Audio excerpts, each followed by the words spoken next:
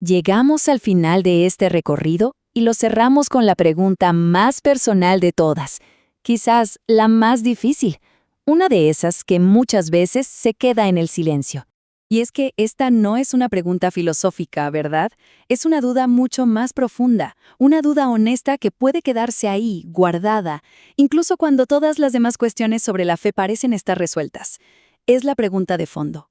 Con todo lo que existe, ¿de verdad soy importante para quien lo hizo todo? Y esto es crucial. Para muchísima gente, esta pregunta no nace de la curiosidad, sino que viene de un lugar de dolor real. Así que antes de ir a buscar una respuesta en el texto, primero tenemos que hacer algo, escuchar las voces de quienes preguntan desde esa herida. La primera voz que escuchamos es, digamos, la de la lógica. Es la de la persona que mira hacia el cielo, ve la inmensidad del cosmos, los miles de millones de galaxias y, bueno, concluye. Mi existencia es una simple variable en una ecuación demasiado grande.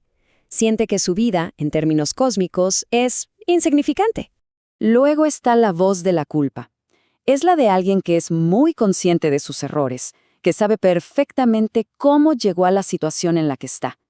Y ese remordimiento es tan grande que le impide pedir ayuda. Siente, en el fondo, que perdió todo derecho a ser escuchado. Esta es la voz de quien lleva encima un peso que no eligió. Una enfermedad, una condición, una circunstancia con la que nació.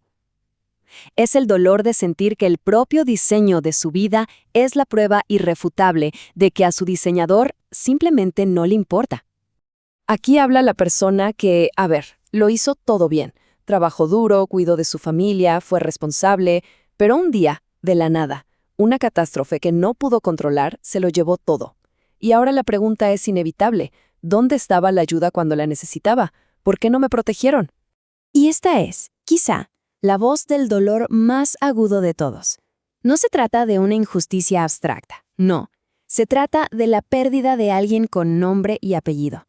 Es el rechazo total a cualquier explicación teológica, porque es que ninguna explicación puede llenar el vacío de una ausencia que es irreemplazable. Y por último, una voz que desconcierta, la del creyente. Es la persona de fe que busca, que ora, que le pide a Dios, pero lo único que encuentra es un silencio pesado, constante.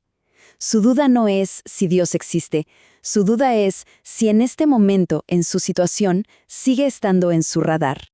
Muy bien, ahora veamos cómo aborda el texto todo esto.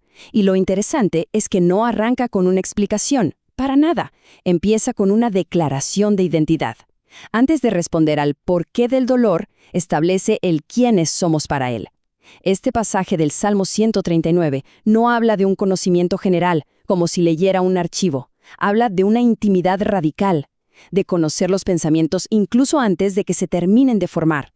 Y el segundo pilar es esta imagen potentísima de Isaías. Para que entendamos la idea, el texto usa la conexión más fuerte que conocemos, la de una madre con su hijo. Y dice que el afecto de Dios es todavía más permanente.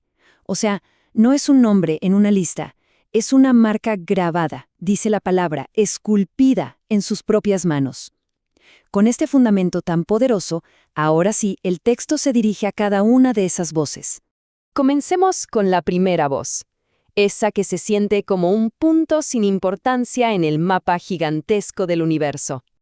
Pues, lo más fascinante de todo es que el rey David se hizo exactamente la misma pregunta hace 3000 años. Miró el cielo y se sintió diminuto. Pero la respuesta del texto le da la vuelta a la lógica. El valor no lo determina el tamaño. El hecho de que el creador de las galaxias conozca a alguien individualmente no lo hace menos probable. Al contrario, lo hace más extraordinario.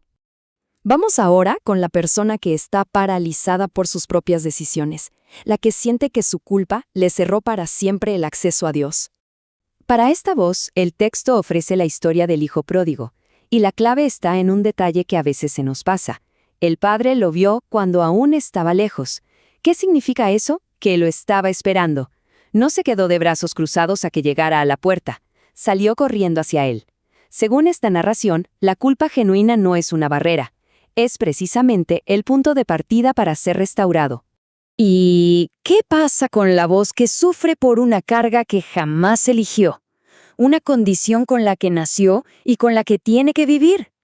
Aquí, el texto propone un cambio de perspectiva radical. La idea no es que se trate de un castigo o de un descuido divino. Se trata de un escenario diferente. La respuesta de Yeshua sobre el ciego de nacimiento y más tarde la de Pablo sobre su propio aguijón en la carne sugieren que la debilidad no es una ausencia del poder de Dios, sino el lugar exacto donde ese poder puede manifestarse de una forma única y sorprendente. Para la persona que lo perdió todo de forma injusta, el texto le dedica un libro entero, la historia de Job, un hombre bueno al que le cae encima una catástrofe tras otra. Lo más importante de esta historia es que al final de todo, Dios no le da a Job una lista de razones, no le da una explicación. Dios aparece, se hace presente en medio de la tormenta. La respuesta no fue una explicación, fue su presencia. Y llegamos al dolor más hondo, la pérdida irreparable de un ser querido. Y para este punto hay que acercarse con el máximo cuidado y respeto.